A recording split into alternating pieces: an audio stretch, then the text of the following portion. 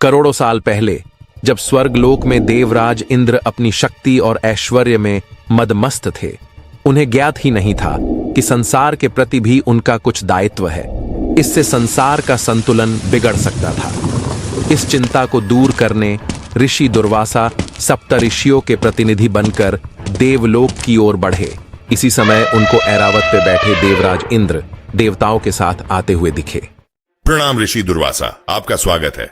आप जैसी महिमा को देखकर हम धन्य हो गए। ऋषि दुर्वासा ने आशीष में हाथ उठाया और अपनी लाई बैजयंती पुष्पों की माला देवराज इंद्र को भेंट स्वरूप प्रदान की।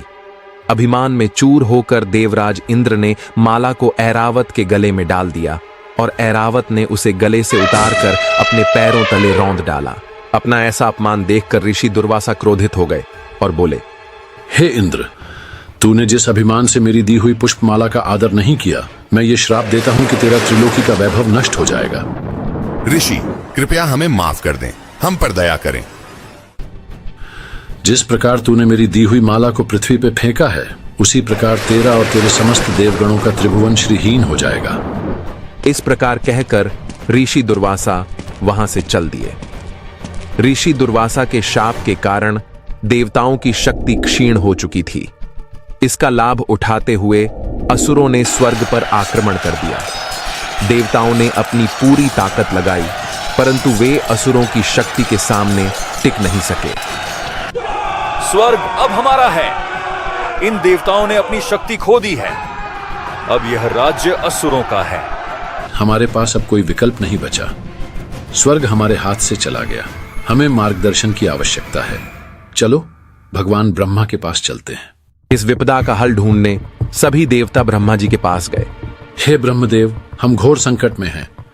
असुरों ने स्वर्ग पर अधिकार कर लिया है। हमारी शक्तियां नष्ट हो चुकी हैं। देवताओं, तुम्हारा यह संकट तुम्हारे अहंकार और गलतियों का परिणाम है। कृपया हमें इस स्थिति से बाहर निकलने का मार्ग दिखाएं। इस समस्या का समाधान केवल भगवान विष्णु के पास है। आओ हम सब मिलकर उनकी शरण में चलें। भगवान ब्रह्मा और सभी देवता ब्रह्मलोक से भगवान विष्णु जी के पास चले गए। हे भगवान विष्णु, इन देवताओं ने अपने अहंकार के कारण अपनी शक्ति खो दी है। अब असुरों ने स्वर्ग पर अधिकार कर लिया है। कृपया इन्हें इस संकट से बचाने का उपाय बताइए। देवताओं, ये संकट तुम्हारे लिए एक शिक्षा है। अपनी शक्तियों को पुनः प्राप्त करने के लिए तुम्हें समुद्र मंथन करना होगा। इस मंथन से अमृत प्राप्त होगा जो तुम्हारी शक्ति को पुनर्स्थापित करेगा। भगवान, असुर हमारा साथ क्यों देंगे? वे तो हमारे शत्रु हैं। उन्हें यह विश्वास दिलाओ कि अमृत से वे भी लाभान्वित होंगे। इस कार्य में विवेक और धैर्य से काम लेना होगा, लेकिन स्मरण रहे, अंत में अमृत केवल देवताओं को प्राप्त होगा। भगवान विष्णु ने देवताओं को समुद्र मंथन का सुझाव दिया, जिसमें असुरों को भी शामिल करना अनिवार्य था। इस कार्य को सिद्ध करने के लिए देवराज इंद्र राजा बलि के पास जाते हैं। इंद्र, स्वर्ग पर अधिकार खोने के बाद अब क्यों आए हो?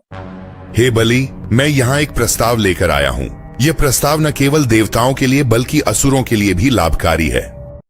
प्रस्ताव देवताओं से, और वह भी हमारे लिए लाभकारी? यह तो सुनने लायक है। बोलो, तुम्हारा प्रस्ताव क्या है? हम समुद्र मंथन करने का प्रस्ताव रखते हैं। इस मंथन से अमृत की प्राप्ति होगी, जो अमृतत्व प्रदान करता है। इस कार्य में तुम्हारे सहयोग की आवश्यकता है। अमृत? अमृत? और हमें इसमें सहयोग करना चाहिए। इसका क्या लाभ होगा हमें? अमृत का लाभ तुम्हें भी मिलेगा। देव और असुर दोनों अमर हो सकते हैं, लेकिन यह कार्य अकेले संभव नहीं है। हमें तुम्हारी शक्ति और सहयोग की आवश्यकता है। बलि एक पल के विचार विमर्श के बाद इंद्र की ओर वापस मुड़ता है। ठीक है इंद्र, हम इस मंथन में सहयोग करेंगे, लेकिन याद रखना, हम अमृत में अपना हिस्सा चाहते हैं। यदि किसी प्रकार की चालाकी हुई तो उसके परिणाम की जिम्मेदारी तुम्हारी होगी। हमारी ओर से किसी प्रकार का छल नहीं होगा। यह मंथन हम सबके लिए लाभकारी होगा। इस प्रकार इंद्र और बलि के बीच सहमति बनी। देवताओं और असुरों ने मिलकर समुद्र मंथन की तैयारी शुरू कर दी। भगवान विष्णु ने कूर्म अवतार धारण कर मंदराचल पर्वत को अपने पीठ पर स्थिर किया। इस प्रकार समुद्र मंथन का कार्य शुरू हुआ। समुद्र मंथन से सबसे पहले एक भयंकर विष निकला। उसके बाद कामधेनु दिव्य गाय फिर प्रकट हुआ। ऐरावत, फिर देवी लक्ष्मी जो धन, ऐश्वर्य और सुख का प्रतीक है, और आखिर में भगवान धन्वंतरी समुद्र मंथन का सबसे महत्वपूर्ण रत्न अमृत लेकर प्रकट हुए। देवता और असुर दोनों ने इसे प्राप्त करने के लिए अपनी पूरी ताकत झोंक दी। भगवान विष्णु मोहिनी का रूप धारण करते हैं ताकि अमृत देवताओं को मिले। तुम सबको अमृत मिलेगा, लेकिन इसे सही तरीके से प्राप्त करना होगा। मैं इसका बंटवारा करूंगी। भगवान विष्णु ने मोहिनी रूप धारण किया और असुरों को अपनी सुंदरता और आकर्षण से मोह लिया। असुरों ने विश्वास किया कि मोहिनी उन्हें अमृत का वितरण करेगी, लेकिन वह अपनी चतुराई से देवताओं को अमृत दिलाने में सफल हुए। यह धोखा था, हमें अमृत नहीं मिला, हम इसका पीछा करेंगे। देवताओं, भगवान विष्णु ने हमें अमृत दिलवा दिया, अब हमें इसका संरक्षण करना होगा। असुरों ने अमृत के लिए देवताओं का पीछा करना शुरू किया और यह संघर्ष जारी रहा। असुरों और देवताओं के बीच यह संघर्ष पूरी तरह से आकाश में फैल गया। इस दौरान अमृत के कुछ अंश धरती पर गिर गए। अमृत की बूंदों के गिरने से प्रयाग, हरिद्वार, नासिक और उज्जैन पवित्र हो गए। इन स्थानों पर अब हर साल भक्तों का मेला लगता है। कुंभ मेला का आयोजन हर 12 वर्ष में होता है। यह समय चक्र ब्रह्मांडीय घटनाओं से जुड़ा हुआ है। जब सूर्य, चंद्रमा और बृहस्पति ग्रह इन 4 पवित्र स्थानों के ऊपर विशेष रूप से स्थित होते हैं, तो यह समय कुंभ मेला के आयोजन के लिए उपयुक्त माना जाता है। तो यह थी ऋषि दुर्वासा के शाप और कुंभ मेले की पवित्र यात्रा।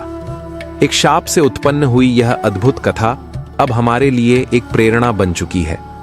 अगर आपने इस कहानी से कुछ सीखा और दिलचस्पी महसूस की, तो कृपया इस वीडियो को लाइक, शेयर और सब्सक्राइब जरूर करें।